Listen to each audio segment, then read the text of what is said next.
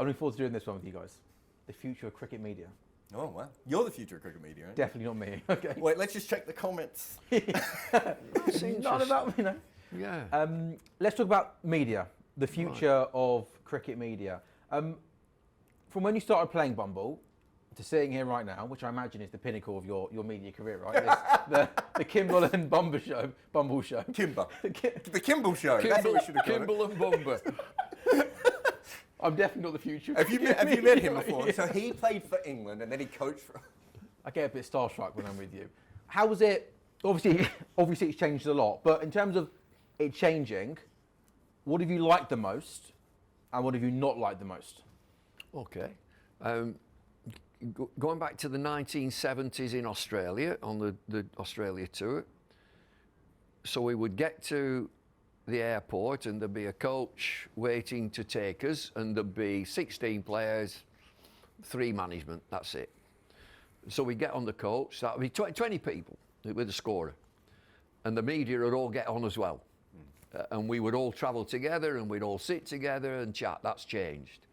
And, you know, media training was non-existent. There was none of that.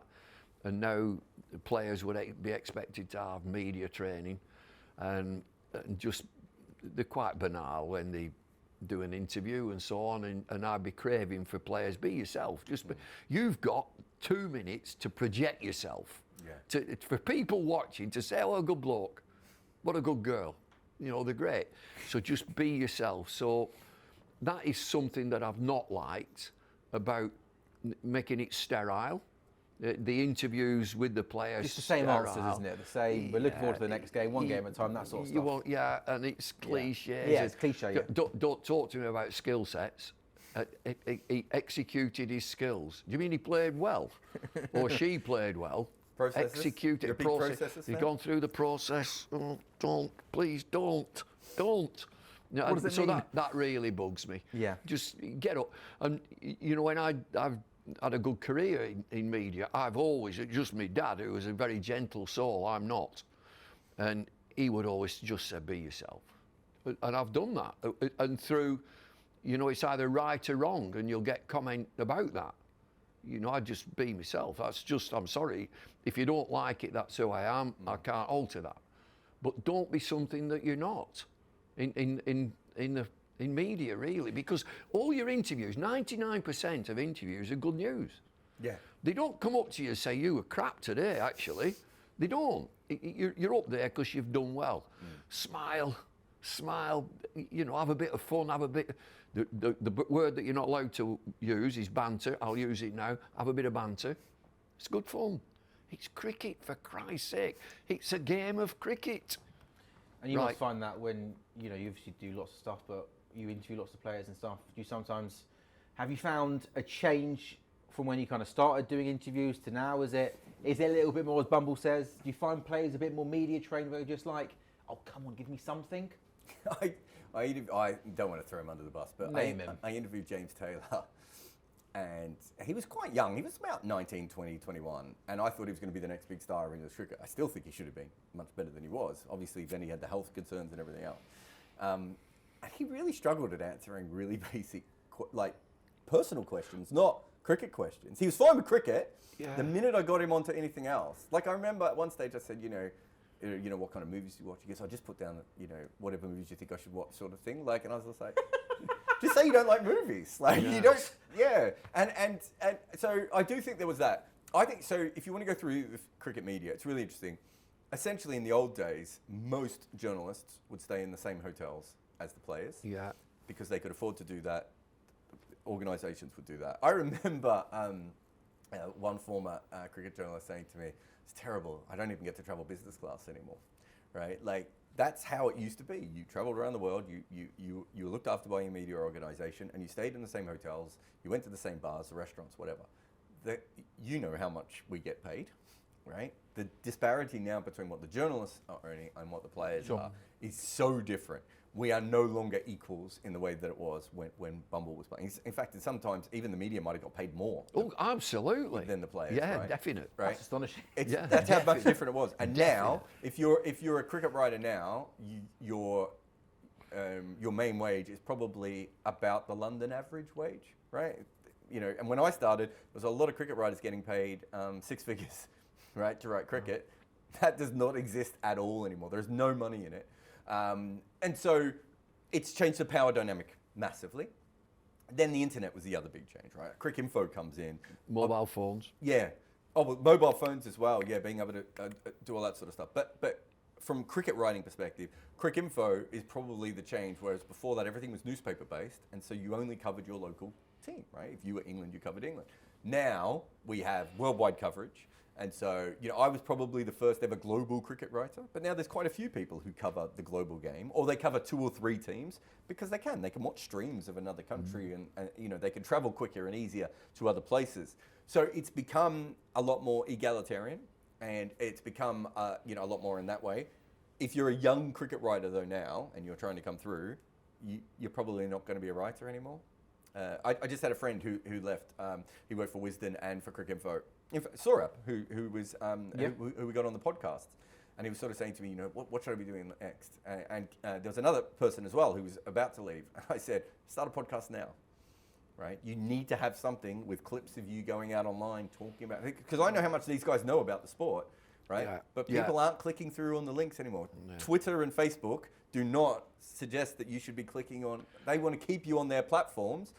And you can do that with a 1-minute video of you being quite sensible. If you write, and that's what you do, isn't it, on your Twitter? It's so much of what we do now. Like, I still write, but you know, my earnings from writing are probably like 10% of my overall earnings, right. And I'm a cricket writer, right? Like, it's completely changed. And the other thing is the creativity. There was not a lot of creativity outside of being maybe a Guardian journalist back in the day, where you could write these beautiful, you know, Keating type articles or whatever. Atherton. Yeah, some wonderful articles. But he was allowed to do it because he was a player a little bit as well. Yeah. Whereas now, I think people are actually encouraged, come up with something. You know, come up with, you know, you might have come across the Dealt With Cricket guys on TikTok, right?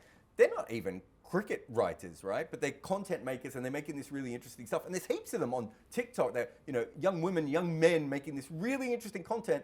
It's not for Bumble. It's not for me. It's not even for you all the time.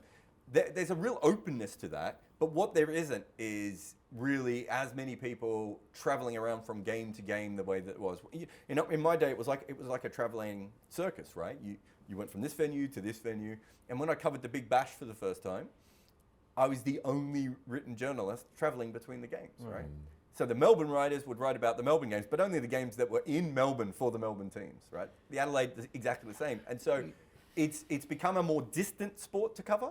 But you can see so much more cricket, and you can create in such a more interesting way than before. It is not simply just articles now. I think, you know, I've got great admiration for cricket writers, and I have done since the 60s. You know, they're a travelling band, they're dedicated, they love the sport, and there have been some wonderful writers. I just wonder now that I'm at the back end of my career, are there too many? I turn up at commentary boxes and they're absolutely full, media centres. Yeah. They're full, and I think, well, who are they working for? A lot are working for themselves and pushing out product, if you like, not mainstream. And the demise of, Jarrod and I watched county cricket. Back in the day, every main newspaper would have a journalist at a county match. And you turn up now, I go to Emirates Old Trafford, there'll be Paul Edwards in there for Cricinfo. There'll be 2 or 3 others, and that's it. Well, the ECB pay journalists to now cover. Is that not stopping, or is it being reviewed? I'm being told it's stopping every year. Whether it has stopped yet, it's a service. It's a service, and the service was fantastic when a journalist would report on every county game, and each newspaper would carry a full page of a summary of each county match, and you know that I find that pretty sad, really, because the other thing, I think the game now is very vibrant in the UK. It's a vibrant game, and the county game is pushed to one side again, which is a sadness. But you can't get away from the fact that Test matches are packed, one-day internationals are packed. There's a lot of interest in cricket in the UK, which doesn't come through for domestic media. So much kind of content now that gets put out there in all sports is kind of the the more fun, light-hearted, kind of YouTubers coming in, having fun with players as opposed to kind of hard-hitting questions. Do you think cricket does that well compared to other sports? And is that kind of where cricket's going as well? You mentioned their relationships between players and journalists. Is it now easier for players to have relationships with kind of, the BBC or talkSPORT employing a young YouTuber? I think is that the way it's going? I think they do. I think that your players now, number one, they're paid properly, which helps, and so they're quite relaxed. And I think they do have a rapport with. They might have that's my favourite journalist, or I'm quite happy to work with him, and I'll just be a bit careful there. I've only got one since the 60s. There's only one that I'd say, on your bike, mate. Right. Just one. Just on your bike. Don't come anywhere near me, so I'll hurt you. Anyway. But I do think with the modern way, I think there is we've seen the grade cricketer dealt with cricket district, right? Those are 3 brands, and there's lots of versions of that. Do you like what they do? Yeah, but what they do is not journalism, sure, right? Like there's some great stuff has come out of the chats, especially very interesting. That it's not journalism; no. It's entertainment. It's content, right? Yeah, and it's great. Yeah, and sometimes the players are more comfortable in that. Sure. Like if a player finds out they've got a 40-minute interview with me, they're probably going to be a little bit uncomfortable, right? Because I've done some things that, like I've just written a big piece about, about corruption in cricket today. They're going to be a little bit more on edge. If they go into the grade cricketer, they're going to be like, well, these guys are fun and, and we know what they do. That's fine. There isn't one way to create content. Sure. And I think that when I came into the industry, I was told, we did our funny video, me and Sam Collins, and we were told, oh, that's not real journalism, whatever. And I was like, well, I think there's more analysis in my 8-minute YouTube video than there is in your column. What I'm not doing is then going and transcribing what the player says at the end of the day, because I'm not particularly interested in that. But we're analysing the cricket, but we're having fun with it. He's done that his whole career, right? Bumble and Kerry O'Keefe are known as funny commentators. Some of the analysis that those two have been able to, I don't want to look. I don't want to say something nice to him at the moment. But their analysis is still good. Like the absence of humour is not like seriousness. It's just 7 unfunny. hours. 7 hours is a long time to be miserable. Exactly. for 5 days in a row, right? And you see this. So a whole summer. You see, there's that fanzine that a bunch of young, I think, English women put together called the Daisy Cutter, right? Right. Yeah. They are talking. I think that came out of being fans of the BBC, the Tailenders podcast. I'm not sure, but I think it was related to that. They are producing content for themselves the way that they want it. Isn't that what we want from cricket? It isn't just some old guy in a beige pair of trousers and a check shirt, with a receding hairline, right, writing really boring columns over and over again, right? It should be multiple people. When I came into the press, I promise you, I was told, well, we don't know if you'll be able to come into the press box. You don't dress correctly. And I was like, what does that mean? Those shoes are outrageous, by the way. These are good shoes. They are good shoes. Yeah. But one of the things was I wore a cap. And I was like, doesn't Boycott wear a hat? Oh, that's a proper hat. You wear a cap. Right. Right? It's like, well, that's not welcoming. These days, you see remember Shepmates? Oh, they're really good. The Shepmates were in the commentary box, right? In the media centre. That's how much it's changed. We are now. You found real snobbery towards you when you first started, but probably now there are probably so many people that want to be you, right, and create the sort of content that you're putting out. Yes, and it's because, to go back to what he said before, I do the exact same thing that he tried to do as a player and then did as a commentator and everything else, which is I can only be me, right? If I tried to be John Etheridge, right, or Atherton, I'd be a terrible version of those people.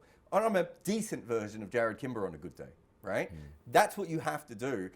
When I came through, I had to break a lot of barriers. That isn't the case anymore now. Like, I look at the Shepmates guys and I was like, they put up a couple of videos on cricket and like the BBC are whipping them out and they're in the Lord's press box. It's just so much easier now to be that kind of person. You know, you watch Alistair Cook or NASA sit down with the Dealt With cricket guys. It's like, it was so hard for us to do all that sort of stuff. But that's great. That's the industry I want to work in. I want more Dealt With crickets and Sam Allards and all those sorts of things.